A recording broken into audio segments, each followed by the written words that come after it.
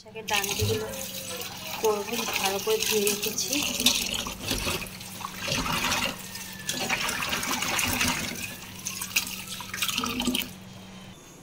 আলু কেটে রেখেছি, কড়াই চাপিয়ে দিয়েছি, এটাকে একটু জলে ভিজিয়ে রেখেছি, নোংরাগুলো উঠে যাবে।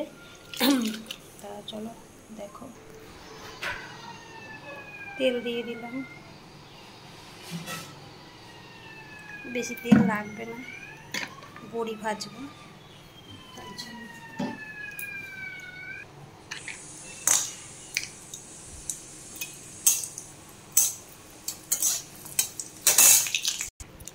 বড়ি ভাজা হয়ে গেছে, তুলে নিলাম।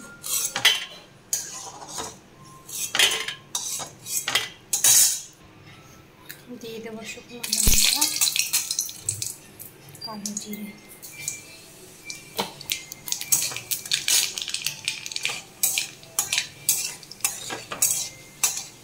ভাজা ভাজা হোক।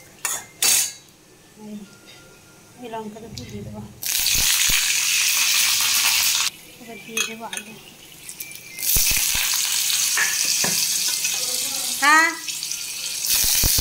আলুটা একটু ভাজা হয়ে গেছে, দিয়ে দিচ্ছি নুন আর দিয়ে দিচ্ছি হলুদ। একটু ভাজা হয়ে গেলে এবার দিয়ে দেবো ভালো করে ধুয়ে রেখেছি আলুটার সাথে ডাঁটাগুলো।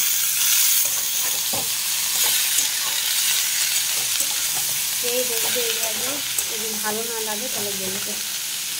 এবার ঢাকা দিয়ে দেবো।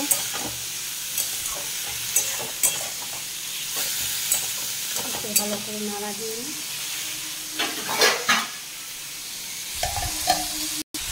এবার ঢাকা দিয়ে দেবো। খুব সুন্দর গন্ধ বেরিয়েছে। সামান্য একটু জল দিয়ে দিলাম, না ডাঁটাগুলো একটু সেদ্ধ হবে না, একদম নরম হয়ে যাবে ডাঁটাগুলো, তাই জন্য সামান্য একটু জল দিলাম। আবার ঢাকা দিয়ে দিলাম। দেখো প্রায় হয়ে এসছে, জল টেনে গেছে। এবার দিয়ে দেবো বড়িটা, আর একটু ঘি দিয়ে দেবো, আর একটু হোক। তারপর ঘিটা রেখেছি গরম মানে গলার জন্য রেখেছি।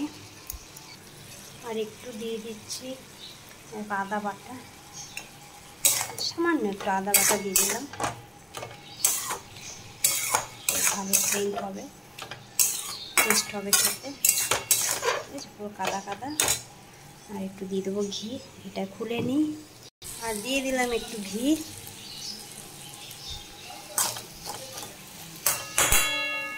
একটু নেড়ে চেড়ে নামিয়ে নেবো। দেখো, অনেকে একটু ঝোল ঝোল রাখে, আমি একটুখানি ভাজা ভাজা রাখলাম, আমার এরকম ভালো লাগে।